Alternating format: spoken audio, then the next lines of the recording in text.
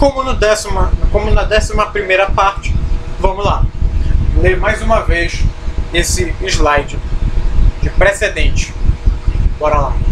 Decisões da Suprema Corte norte-americana. Plessy versus Ferguson, caso Sweet, e tem também os casos Brown versus Board of Education. E é isso aí, meu irmão. Bora lá ver o que mais tem, né? Bora ver aqui. Ratio dissidente. Um exemplo desse, razão para decidir, né? A tese se desprende do caso específico para aplicar-se em outras situações semelhantes. O caso Plessy versus Ferguson decidiu a constitucionalidade da prática separados, mas iguais. Conclusão do intérprete, segundo o juiz. Bora ver se tem mais alguma coisa aqui nessa primeira parte. Tá dando um lagzinho básico, né? É o que não falta aqui, lag é o que não falta. Deixa eu ver o que tem aqui de interessante para mostrar. Não tem nada não. Tá, continuando aqui. O obiter dicta, coisas ditas de passagem. Comentário exposto de passagem na motivação da decisão. Trata-se de um juízo normativo acessório. Exemplo, caso Brown. Determinou a superação do peso das concepções do país dos pais fundadores. Distinguishing. Quando houver distinção entre caso concreto e paradigma. Não tem nenhum exemplo aqui nessa parte. Overruling. Você tem um exemplo do que? Advento de uma nova lei ou precedente intoleravelmente injusto.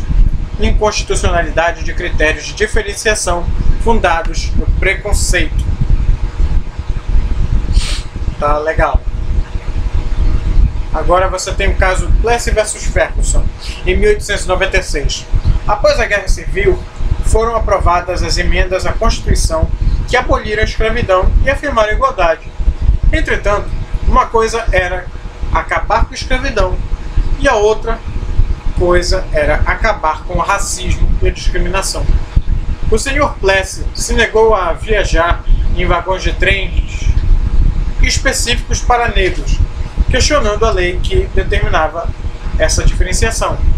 O tribunal consolidou a doutrina que consagrou constitucionalmente a discriminação racial. As leis que impõem a segregação racial não desconhecem o direito das minorias raciais e a igualdade. As leis que impõem a segregação racial não desconhecem o direito das minorias raciais à igualdade, sempre que as instalações ou serviços segregados satisfaçam o vergonhoso critério separados, mas iguais. Iguais, mas separados. Tá vendo? Essa visão me faz parecer a velha da Praça Nossa. Incrível. Caso Sweet, 1945. Peraí, quando eu falo Sweet, parece até que é o Sweet de doce. Acho que não é assim que se pronuncia, não. Mas continuando. O Sweet era um negro que tentou ingressar na Faculdade de Direito do Texas. Mas ele foi recusado porque uma lei estadual determinava que somente brancos poderiam frequentar a universidade. Aí lhe foi oferecida uma vaga numa faculdade de Direito exclusiva para negros, a qual foi recusada pelo Sweet, uma vez que esta não tinha as mesmas condições e estava muito distante da qualidade da Faculdade de Direito da Universidade do Texas. A Suprema Corte interpretou que a segregação era permitida desde que oferecesse instalações separadas, mas iguais. O cara, infelizmente, ficou a ver navios em 1945, né? Infelizmente. Caso Brown versus Board of Education, 1954. Em alguns estados norte-americanos, as escolas públicas segregavam as crianças brancas e negras em prédios distintos. A segregação era autorizada por leis locais e considerada constitucional.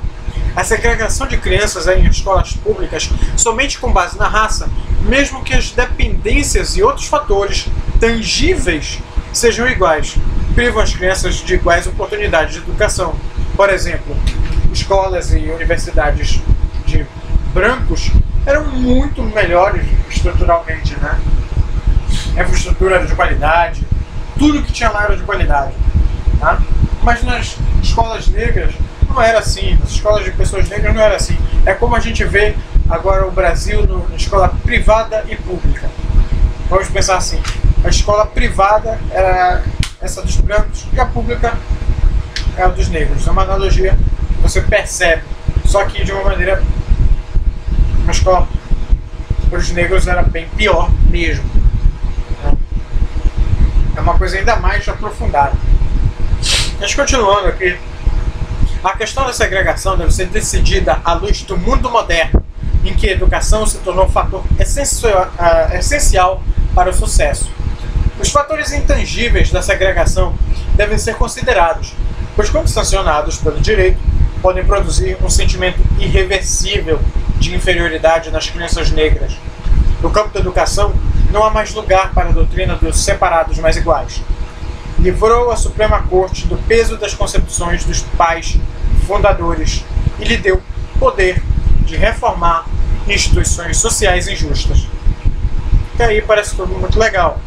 E deixa eu ver aqui um trabalho que ela passou, que ela trata desses assuntos aqui. Deixa eu ver. Downloads e ED. E daí, o que tem de ED? Por favor. Deixa eu ver aqui. Aqui está. Cliquei para esperar abrir um pouquinho. Bora lá. Tem aqui na terceira ou segunda questão, não sei, o caso Plessy versus Ferguson, que ela fala. O caso Sweet, o caso Brown versus Board of Education. São tratados aqui esses 3 exemplos. Cara, sei lá, do nada eu pensava que era 5 exemplos, né? Meu irmão, tá doido? Pensa nisso não. Então, aqui está a parte da revisão